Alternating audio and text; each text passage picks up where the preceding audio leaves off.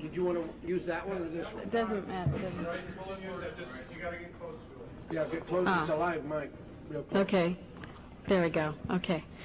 Thank you, Dean. I really appreciate the opportunity for being here today. And for me, today is quite a celebration in my recovery in ways that you'll be able to understand when I get a little bit further into my talk. But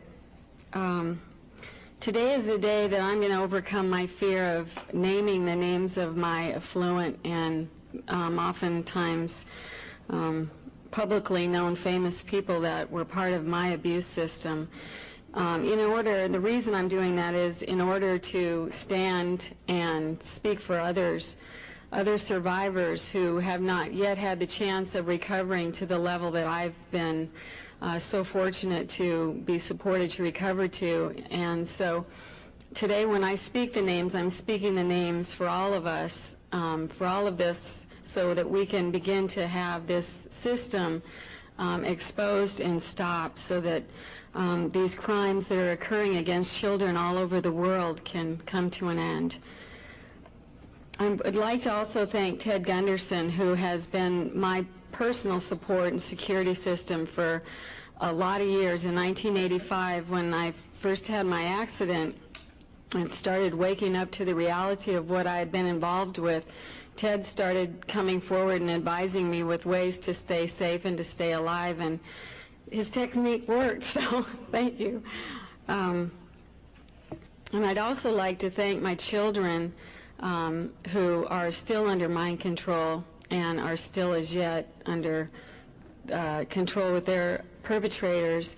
I would like to thank them for being born into my life so that I would have a reason to continue living against all odds and against the horror that I woke up to, that I didn't believe that I would be able to live through.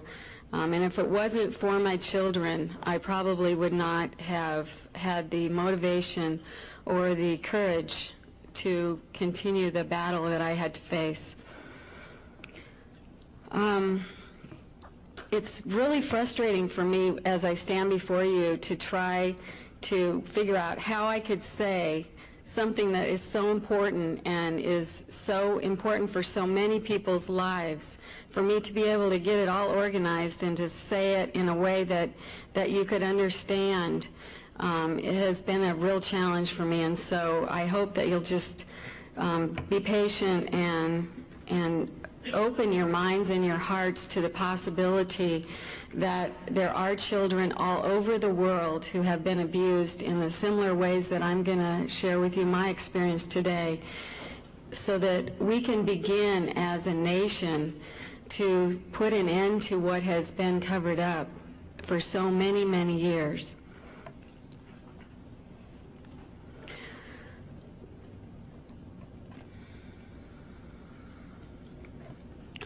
As Ted explained about the ritual abuse, I also am an intergenerational satanic ritual abuse and government mind control survivor. And satanic ritual was a way that my controllers were able to control me, as using the satanic blood ritual as a trauma base. It's a conditioning in order to bring about the mind control, the levels of mind control and the multiple personality disorder that was the result of being tortured for so many different years and since I was a very small child.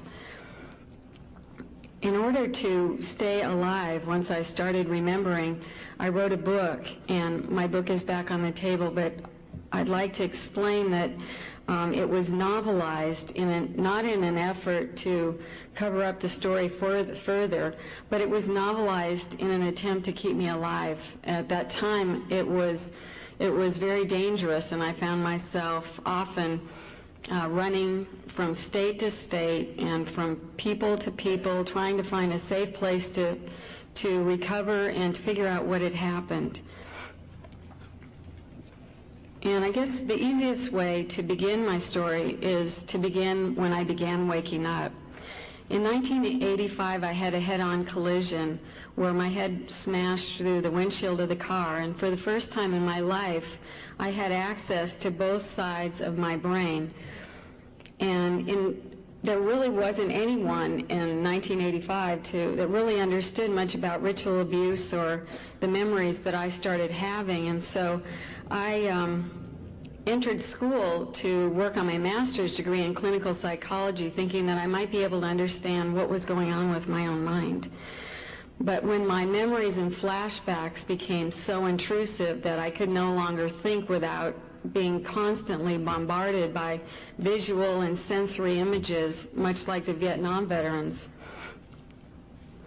I quit school and went into therapy full-time. I was in therapy every day for about 6 years on a daily basis, where I started documenting the horror of the rituals that I attended as a child, was taken to, and of all the child abuse that led to my further sophisticated programming, and then on into the government mind control, where I was used in the intelligence community with the elite families and with people such as my owner, who was Bob Hope.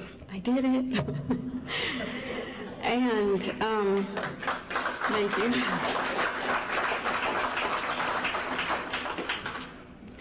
And Henry Kissinger, who was responsible for programming me with what he called government mind files, where I was used as a human computer, and he took me with him to different places to do foreign policy and meetings, where he would access my mind behind the scenes in order to work with the people that he was working with the Rockefellers and some of the other people that I was involved with in bringing in the New World Order.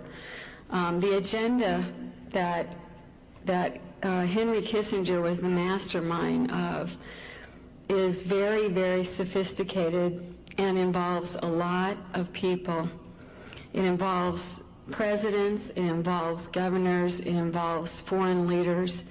And in my experience, and because Henry decided that for whatever reason I was the one selected to be used as this human tape recorder that he sent around the world in order to target certain individuals that they wanted to own or control or use and manipulate through sexual encounter, and then by either passing messages to these people or retrieving messages. He also used me to send messages back and forth between George Bush and a lot of other different world leaders who were very instrumental and still are in bringing out the New World Order.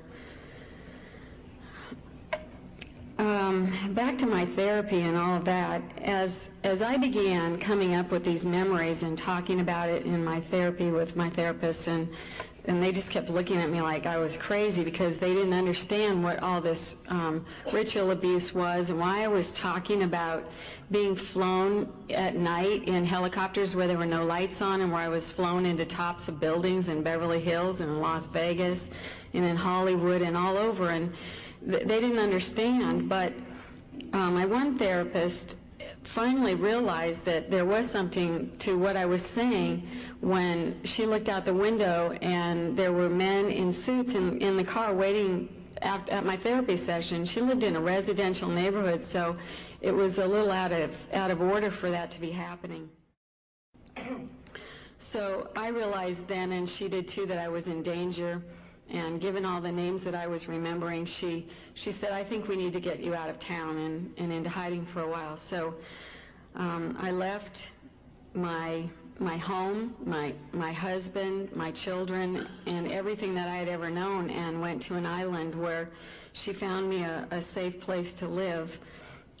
That's a whole nother story in itself, but while I was on the island, I realized, because I wasn't around the people that I was programmed to in my family, I realized that I had been used as a sex slave with Ronald Reagan and Richard Nixon and all of these different presidents, and I didn't understand. I thought, as my programming dictated, I thought that I was absolutely crazy. There was no way this happened. You know, I'm just this housewife, and this is absolutely crazy. So as my programming dictated, I had migraine headaches when I began to remember. I had suicidal feelings. I wanted to cut and burn myself. I had to fight a lot of the programming that was there and very carefully set into place that guaranteed national security that I would never be able to remember and tell. But through what I call is my divine intervention and my spiritual connection, I was led all over the place to people and places that would help me so that I would recover in order to stand before you and to report what it was that I saw and what I heard and what I know. And what I do know is that children are being used as huge financial resources and tortured and abused in horrendous ways in order to fund a lot of the covert operations that I believe and know now are the mind control operations and a lot of the other government products and projects that have been kept still in classified documentation. The children that were abused in many ways, like I was, and I feel like JonBenet Ramsey was one such little child who may have had a very similar history, were, if I would explain to you that from the time I was born, that my father and others tortured me over and over with sexual abuse, satanic ritual abuse, near drowning and suffocations, terror harassments where I was absolutely terrified about things that I was told when I was in a drug state were going to happen to myself and my family. Electroshock in the earlier years when I was a child, they used cattle prods, and as I grew older, they used stun guns on me. Food and sleep deprivation, and then as I grew older, and evidently I was able to, for whatever reason, master the levels of abuse that I had gone through and was able to do what they wanted to. I was taken to military bases, I was taken to Disneyland, and I was taken to NASA, and I was put into a lot of the equipment that they use on astronauts and that they have there that's very sophisticated brainwave mind control programming technology that is in use, that also uses drugs, bright light, sound, and electrodes, and all kinds of very, very sophisticated frequency medicine. I was taken to Edwards Air Force Base. I was taken to Point Mugu Naval Weapons Center, 29 Palms in California, and a lot of different military installations around the country. Henry Kissinger took me into different agencies in D.C. and asked me to use my photographic memory, which he had programmed in, to document documents that he wanted to have in my mind so that if he ever needed to pull up information, he could do that. And I was also used with as an information gather between a lot of the members of this elite, the global elitists that feel that, and I listened in between Kissinger and Rockefeller's, they talked about the fact that 98% of the world population really doesn't think and doesn't deserve to be alive, and that they aren't genetically elite like they are and their progeny, and they really wanted to reduce the population of the planet so that it would be left in a more pristine way for their progeny. Adolf Hitler and George Bush both talked about the New World Order. And from what I now understand, the concentration camps in Nazi Germany were actually used for mind control experimentation. And Mark Phillips, who was a person that I knew several years ago, actually shared with me, and it's documented in Linda Hunt's book, Project Paperclip, that Mark Phillips actually was instrumental and was a witness in flying these Nazi doctors to our country and installing them into the major universities. They were given political immunity as they continued to do the experimentation on the mind. And a lot of survivors that I talk with from all over the world and that write me letters are naming all of these different people and are naming the different places that they were taken into hospitals, universities, military bases in order to further their programming.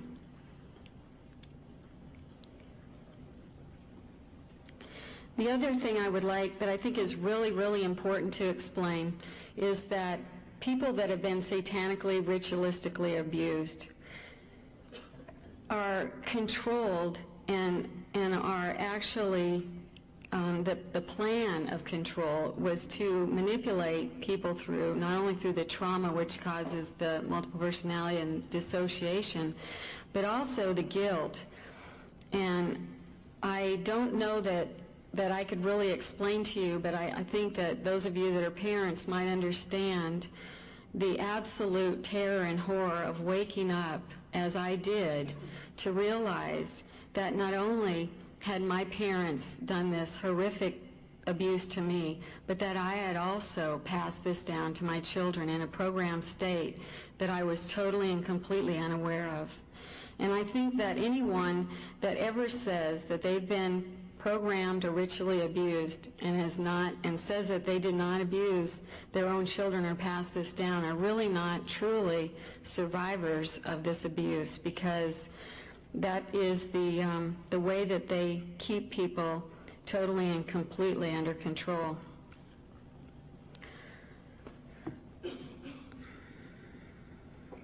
My children are now, my oldest son is 12. My daughter also was used and was programmed from birth, actually.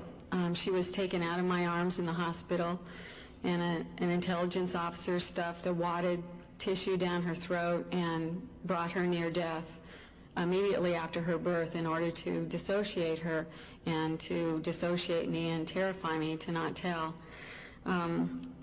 Kelly is now in basically a group home, and she is totally and completely a mess. And I believe that there are children all over the world who are suffering from this and are stuffed away in mental hospitals or prisons or whatever and not believed. And so in this way, the plan continues to proliferate, and these children end up not getting the help that they deserve because of the media cover-up, because this is all such a large political agenda with such, as you can see, it's got wide backing. It's got a lot of years of loyalty to it, and a lot of people and a lot of technology.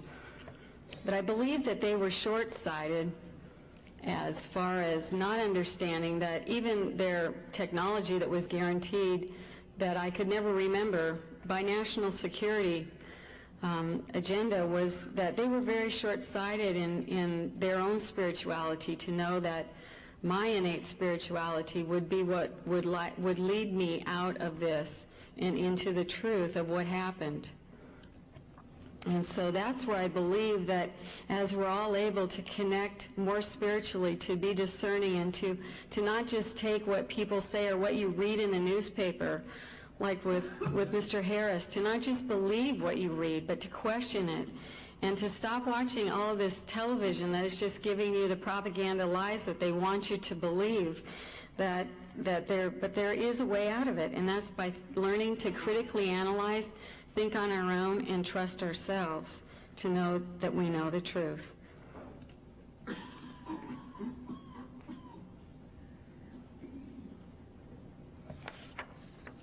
I think it's really important, and I'd like to thank Barbara Marciniak and Sylvia Gillot for being there for people like myself who are able to really support people in the truth of what happened, and to continue to get this information out, and to have an open mind about what's happened so that we can begin to bring an end to this. now you owe me one. And if you don't pay me when you owe me, then I'm going to pay you what you owe me. You see what I'm saying?